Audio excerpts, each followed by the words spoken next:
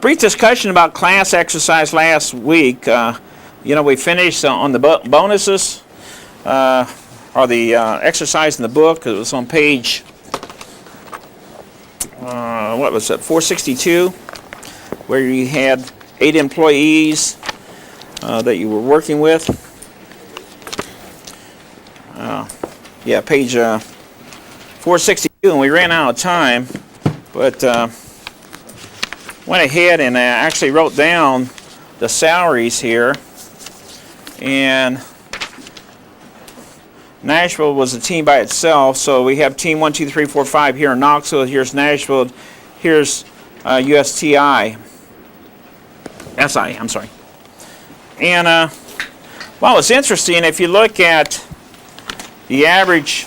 Can you all see that pretty well? Here in team 3 here, we didn't give any salary increases at all. One team, I forgot which team it was, spent around $35,000 of $50,000. You know, when you get money, you have power, and that's when you're able to motivate and reward and everything else. And so, if you get an opportunity to spend the money for pay raises, I think that's a good time to reward people. But it seems to me, and what I'm going to do here, briefly highlight the 2 people that each team really gave the most money to, and why did we give them money to increases here. Let's see.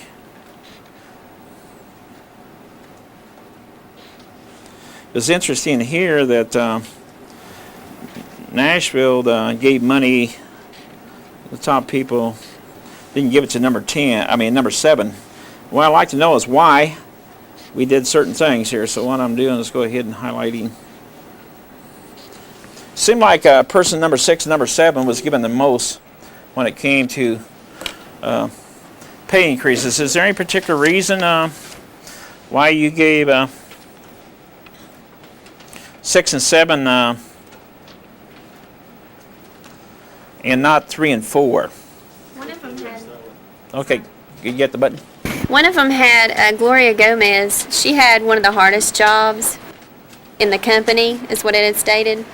And I know for our company, we just wanted to retain that certain employee and keep them there, and that's why we gave them more than the others. So, in looking at 6 and 7, what about Foster? That was 7. Yeah, 7. Yeah. Number 6. What team were you? Number 2. Number 2. So you gave the same amount, and he had the hardest. We gave the 10,000, right? Yes. To Fred and to Gloria. And I just assumed, because I was putting numbers on the board, Okay. that we did that because we wanted to retain those good employees, and it just seemed like that they were better than the others, I guess, comparatively.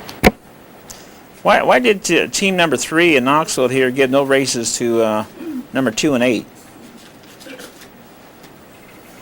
We felt that they were not doing the job, and we didn't want to reward poor performance. We wanted to let them know that if they're not earning the salary that they're getting now, we didn't think it would send a good message to give those people more.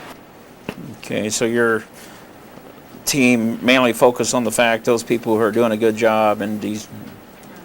Okay. What about Nashville? Since you have one team up there, you all gave number 3, Carter, and also number 6, Foster, the largest pay increase, and number 7 you didn't give, which is the one that came out number 1, looking at all the teams. Is there any particular reason why y'all did not give number 7 a significant increase there? Number 7 received 7%, which was the second highest percentage. Number 6, Foster, received a rating of 4+ out of a possible 5, and our highest percentage we gave was 8%. Okay. So Foster received 8%, Gomez was right behind with 7%, along with number 3 and 4. They all received the same ratings and the same percentages. Yeah. So you were looking at more the percentage rating versus the total amount, which, you know, is appropriate. I mean, if someone gets a 10% raise, that's significantly large compared to probably a 5%. Yes, Mike? Okay, we were Team 4, and we looked at the raises to be done like this. We did give a raise to each person. We gave the largest ones to the better performers. What we considered was, first of all, the manager's assessment, then the peer assessments, and took those into consideration. Regarding 3 and 4 with Carter and Davis, it doesn't matter if Carter married into money. I don't care how much she has in the bank. Her performance is the issue to whether she deserves a raise or not. Same thing, well, with Davis, he had high ranks according to the manager, but some of the subordinates or the other peers didn't view him as that high. Actually, it was Berger. I was looking at number 2. I looked at the line where it said the performance is not up to par. I think that sometimes there's a tendency to look at that as meaning bottom of the barrel, where it may not have exactly been bottom of the barrel. I think people may have read a little bit more into that than there really was. May not have been a terrible performer, may have just not quite been great. Looking at Foster and Gomez, numbers 6 and 7.